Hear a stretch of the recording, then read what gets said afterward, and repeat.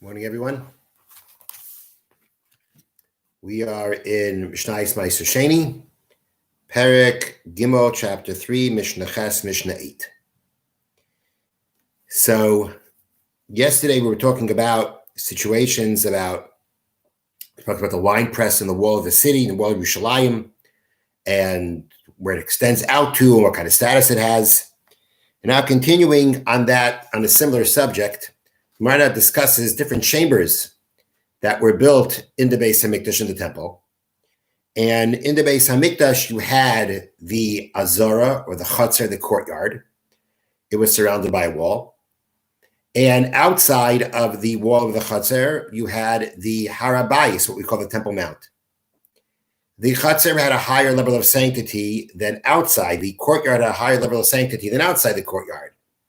Inside the courtyard, certain sacrifices known as Kadshe Kachim, the holiest, such as a sin offering, they have to be eaten within the courtyard. The difference between the courtyard and the Harah, the Temple Mount, is that a person who enters the courtyard in a state of impurity is liable to karis, the cutting off, a death that's called cutting off from a heavenly death, or a death of cutting off from heaven.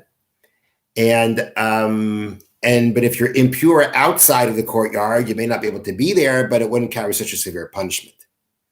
And those are the very practical differences between being inside the courtyard, being outside of the courtyard. Now, the discussion of the Mishnah is halashachos, which means chambers that were built.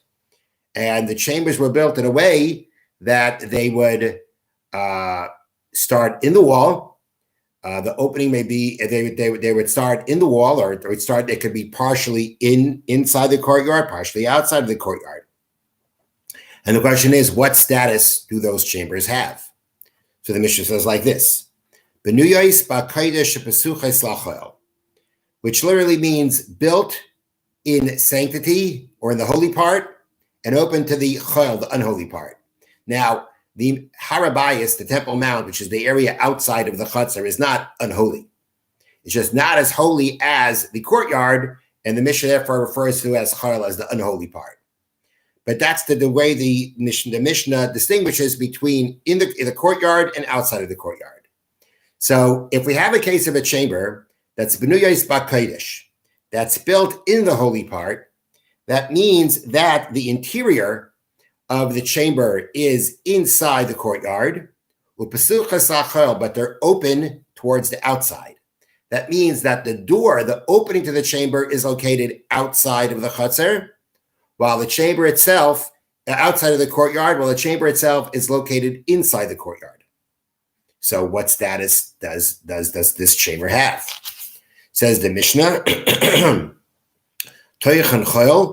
the interior is not sanctus, is not holy, but the roof is holy.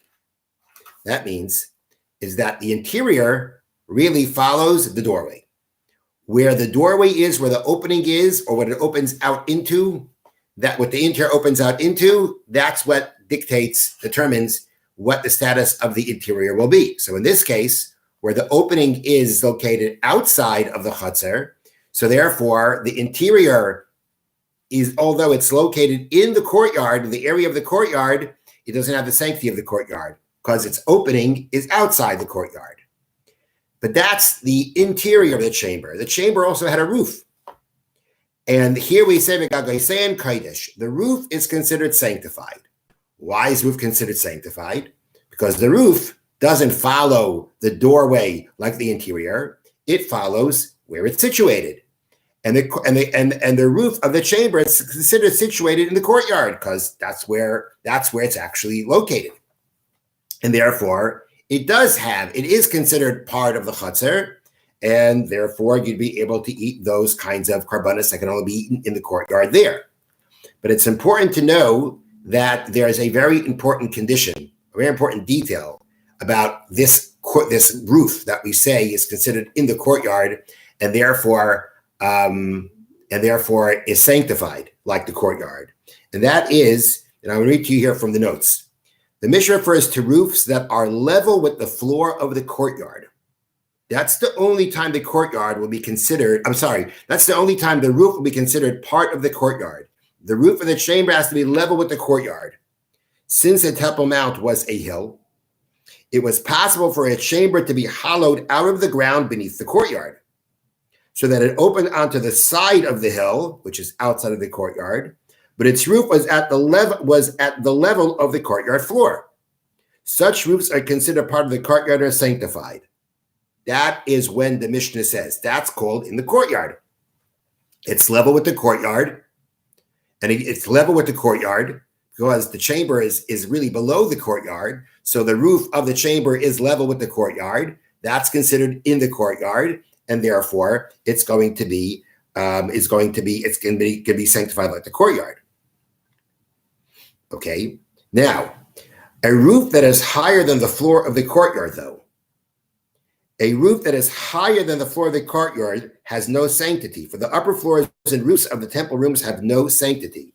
So that means that if you're talking about a chamber, right? Let's say the whole chamber was inside the courtyard. The door is in the courtyard, the interior is in the courtyard, but now you have this roof. It's higher than the floor of the courtyard. It's not sanctified. It's not part of the courtyard. If you have a chamber that has 2 floors to it, the upper floor is not considered sanctified. So therefore, when the Mishnah here says that the roof is considered sanctified, it's only when the roof is level with the floor of the courtyard, which means it's really part of the floor of the courtyard.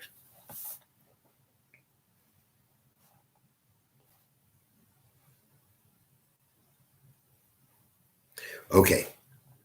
So that's the first case, where we said it was open into the it's built in the holy part, but it's open to the not holy part.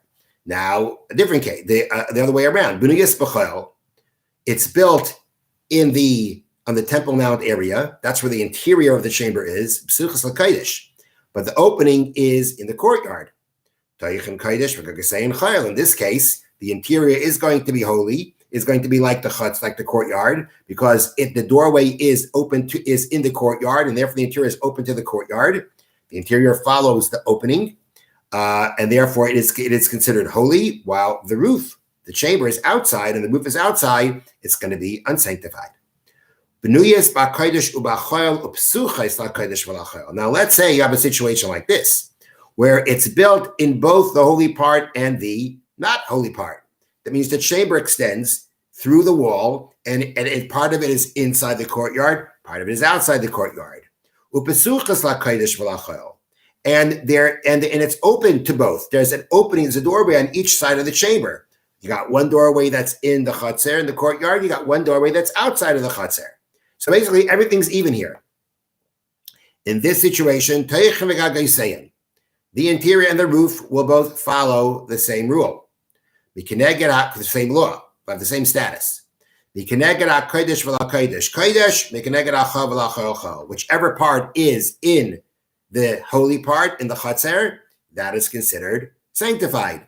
Whatever part is not sanctified as the courtyard. Whatever is outside and is in the Temple Mount and is in the Temple Mount area, that will be considered like the Temple Mount. So basically, the part of the interior and the roof, those parts that are inside will be considered part of the chatzer. The roof and the interior that are outside will not be considered part of the courtyard. And again, we have to be talking about where the roof is, again, level with the floor of the courtyard. Otherwise, the roof is not going to be sanctified. But in this case, where you have the opening to both, which is interesting because it means that it's built below the ground, but has an opening to the other side from which to get in, you're going to have a situation, and again, it's extending out. Wait a minute. No, that's not so hard. You're gonna have half the chamber inside the chutzner. It has an opening in the chutzner. Half is in the courtyard, and then part of it is going to be built into the mountain, into the mountain. Right. It's just trying to figure out the case here right now.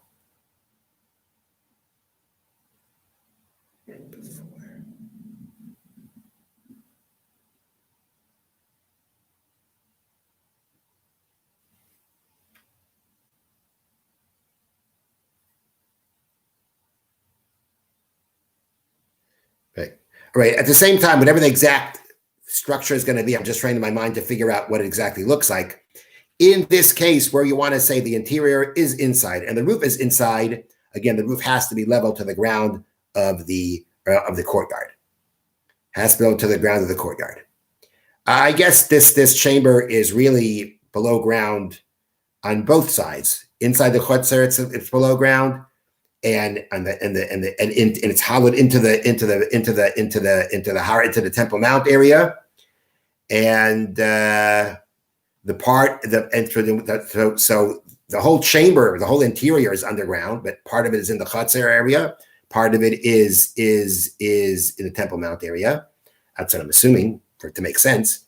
And you've got the floor of the part that's in the chutzer, ground level with the chutzer. It's open, even though it's below ground. It's open into the chutzer, and it's open into the Temple Mount also. And that's the case. So where you have both the interior and the openings on either side, whatever area is within the courtyard has the status of the courtyard, whatever is outside has the status of doesn't have the status of the courtyard.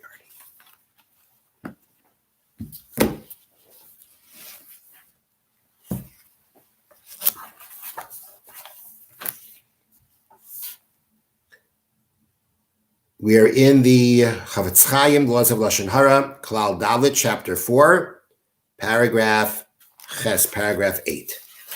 Kishabeis din oimerim la'adam din echad, meshu v'kum ba'aseh. When a court of law demands of a person to do something, again, in a situation where a court of law has the power to do that. According to the letter of the law, a beis din could have the power to, if you're not building a sukkah on Sukkot, it can force you to build a sukkah, force you to do positive commandment. Not a common power that is around anymore now. That's not really something a beis din can enforce. But at a time in a situation where the beis din could enforce it, in a situation where they tell you to do something, whether it's a matter between man and God, like building a sukkah, or matters between a man and his friend, like paying him back money.